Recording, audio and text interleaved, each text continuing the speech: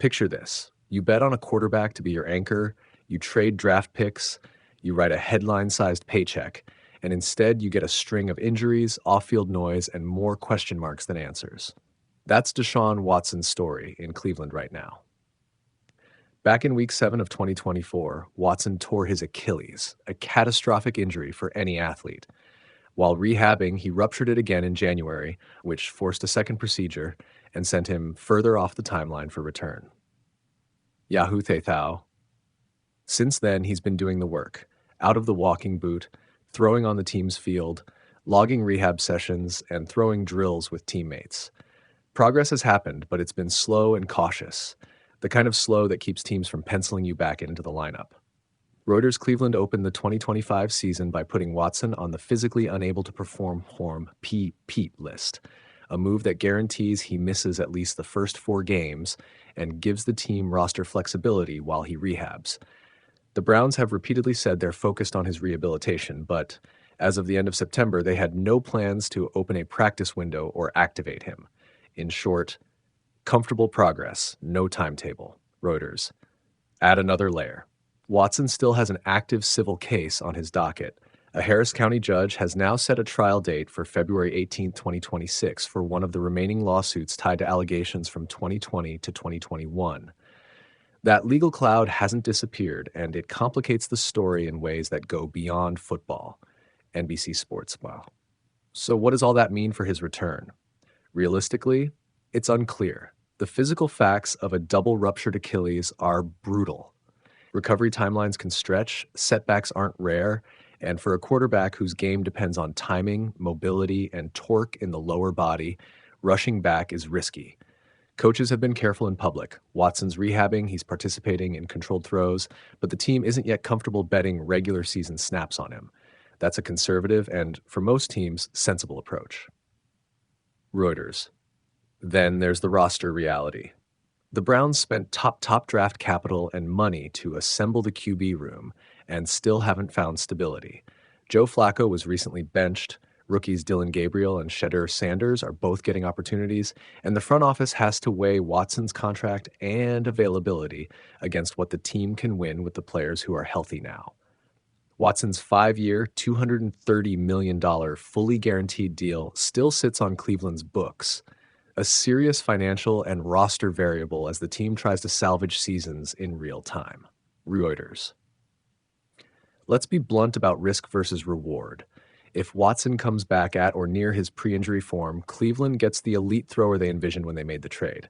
If he's diminished, slower in the pocket, less explosive on bootlegs, more injury-prone, the Browns still carry a massive cap and a roster built around an uncertain future. That's why the team is being patient. The upside is huge, but the downside is an organizational anchor. Reuters. What about timing? Doctors and trainers don't give exact NFL calendar dates the way fans want them. They talk in windows and practice windows and testable benchmarks, out of boot, light throws, full throws, team practice, game planning. The public signals so far say Watson is moving through those steps, but not fast enough, and the Browns aren't willing to open a 21-day practice window while uncertainty lingers. So don't expect a definitive Week X return announcement yet. Expect incremental updates and the team to err on the side of caution. SI off the field, the legal timeline creates another complicating calendar. With a trial date set for February 18, 2026, Watson and the organization are navigating legal exposure alongside a rehab timetable. Even if he's medically cleared, unresolved legal matters change the PR calculus and can affect availability, focus, and team decisions about the long-term plan. NBC Sports. So, bottom line spoken plainly, Deshaun Watson is rehabbing from 2 ruptured Achilles injuries. He's been placed on the PUP list to start 2025, and the Browns have no plans right now to activate him. He's throwing in controlled settings and making progress, but there's no firm return date and no guarantee he'll be the player the Browns paid to acquire. On top of the medical uncertainty, a scheduled civil trial in February 2026 means there are off-field variables that could affect his future in Cleveland. If you're asking whether he'll play this season, it's possible, but not likely to be soon. And the team's public posture suggests they're braced for a long, careful process rather than a fast comeback. If you're asking whether Cleveland still believes in him absolutely, the contract says yes. The roster decisions and cautious PR approach say wait and see. Reuters, that's the update. Medical progress, no activation plan, legal trial next February, and a franchise weighing whether to keep hoping for the upside or move decisively toward a new long-term answer at QB. Deshaun Watson's 2024-25 run with the Browns has been derailed by a serious lower leg injury and a slow, cautious rehab, and there's still no firm return date. What happened to Watson originally tore his Achilles late in the 2024 season. While rehabbing the injury, Cleveland announced a second setback that extended his recovery timeline, and the team has been handling his comeback very conservatively ever since.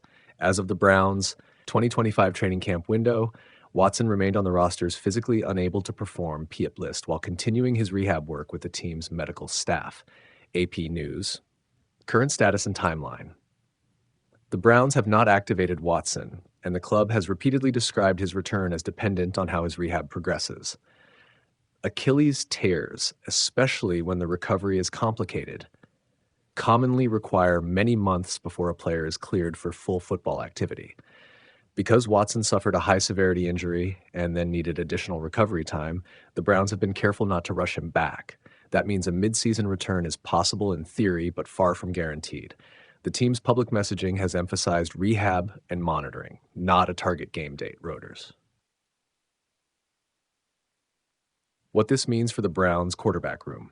Practically speaking, Watson's prolonged absence has forced Cleveland to move forward with other options, veteran depth, and the rookie quarterbacks the Browns drafted in 2025. From a roster and planning standpoint, the Browns must balance Watson's medical progress against short-term roster needs and long-term cap implications tied to his guaranteed contract. Until Watson is medically cleared and activated off PHUP, the Browns will treat him as a player rehabbing for a return rather than an available starter. Reuters' bottom line, Watson remains in rehab and on the PP reserve side of Cleveland's roster, with no confirmed timetable to return to games. Achilles injuries are unpredictable, and the Browns are prioritizing a cautious approach. Fans and the team will need to watch official practice reports and team medical updates for any change. Those updates will be the clearest indicators of whether Watson is trending toward a return this season. Reuters. If you want, I can summarize the likely medical milestones Watson would need to clear before returning. Practice reps, non-contact, full contact, game day elevation, or draft a short explainer you can share that outlines how the PUP rules affect when he can be activated. Which would you prefer?